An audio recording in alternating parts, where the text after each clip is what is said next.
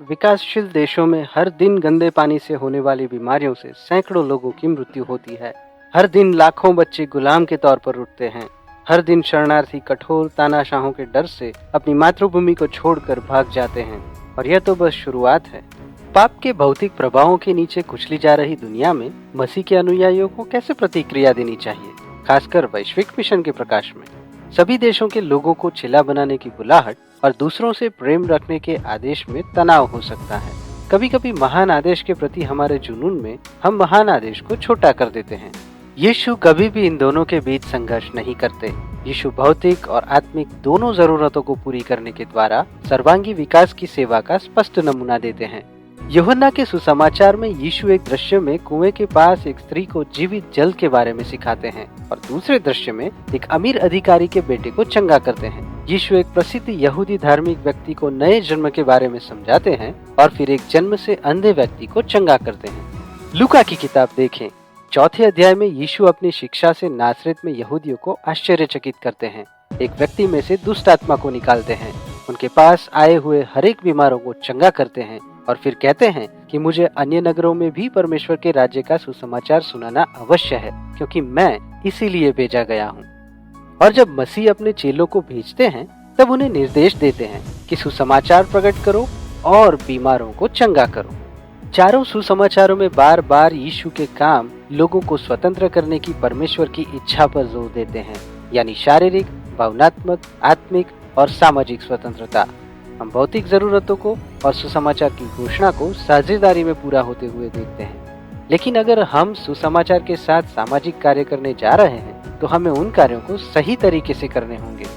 When Helping Hurts इस पुस्तक में लेखक विश्वासियों को गरीबी की परिभाषा ऐसे करने की चुनौती देते हैं कि गरीबी का अर्थ स्वच्छ पानी, स्वास्थ्य की देखभाल या पर्याप्त भोजन की कमी नहीं है, बल्कि टूटे हुए रिश्ते हैं, यानी स्वयं के साथ, एक दूसरों के साथ और परमेश्वर के साथ टूटे हुए रिश्ते। उन टूटे रिश्तों के मूल कारणों को ठीक करने में समय लगता है, पर वे चंगाई के साथ साथ उनसे प्रकट होने वाले लक्षणों का भी समाधान करते हैं।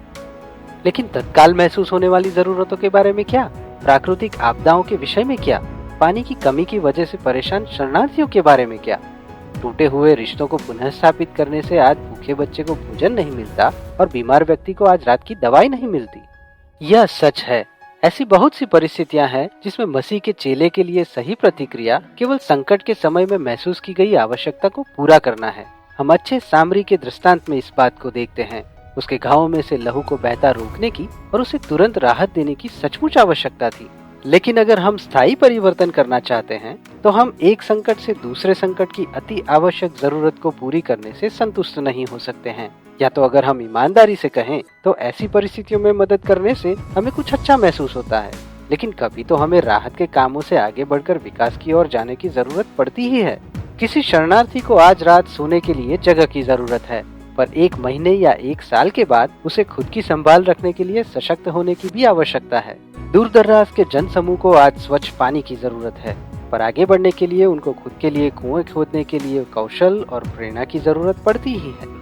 यदि हम जहां विकास की आवश्यकता है वहां राहत के काम कर रहे हैं तो प्रतिकूल असर होती है, जैसे कि उन स्थानीय लोगों की गरिमा कम होती है या तो उस स्थानीय अर्थव्यवस्था के हिस्से को नुकसान पहुंचता है।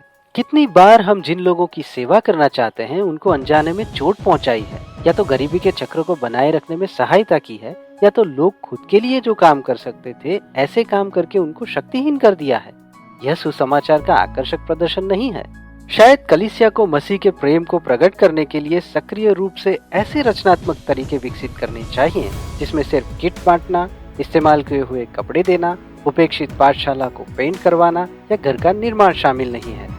अगर ऐसी सेवकाई की जाए जो स्थानीय समुदायों को उनकी समस्या का निदान करने में और उनके खुद के स्थायी और फिर से उपयोग किए जा सके ऐसे समाधान खोजने में मदद करने जैसा लगे तो क्या होगा?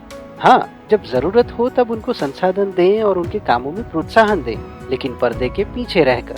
यह रणनीति के अनुसार शायद ज्यादा समय लगेगा और निश्चित रूप से अधिक संबंध परक निवेश लगेगा, लेकिन इसका परिणाम दीर्घकालीन परिवर्तन हो सकता है। तो दूसरी बार जब हम हमारे शहरों में जो बेघर हैं ऐसे लोगों में सेवकाई करने जाएंगे या तो फिर दूसरे देश में मिशनरी यात्रा करेंगे तब क्या करेंगे? ऐसी परिस्थितियों में हम ऐसे श्रोता या सीखने वाले व्यक्तियों के रूप में जाएंगे जो मेल मिलाप के सच्चे सेवक बनने के अवसरों की तलाश कर रहे हैं, जो पुनः स्थापना करते हैं व्यक्तियों की, परिवारों की और समुदायों की, एक दूसरे के साथ और परमेश्वर के साथ। यदि हम ऐसा करेंगे तो हम ऐसी परिस्थिति में घावों पर पट्टी बांधने से ज्यादा और सोशल मीडिया के लिए एक आकर्षक फोटो लेने से ज्यादा काम करेंगे। ऐसे हम सबसे प्रमुख आज्ञा और महान आदेश इन दोनों के अनुसार जीवन जिएंगे, यानी परमेश्वर से प्रेम करना, दूसरों से प्रेम करना और सभी देशों के लोगों को चेला बनाना।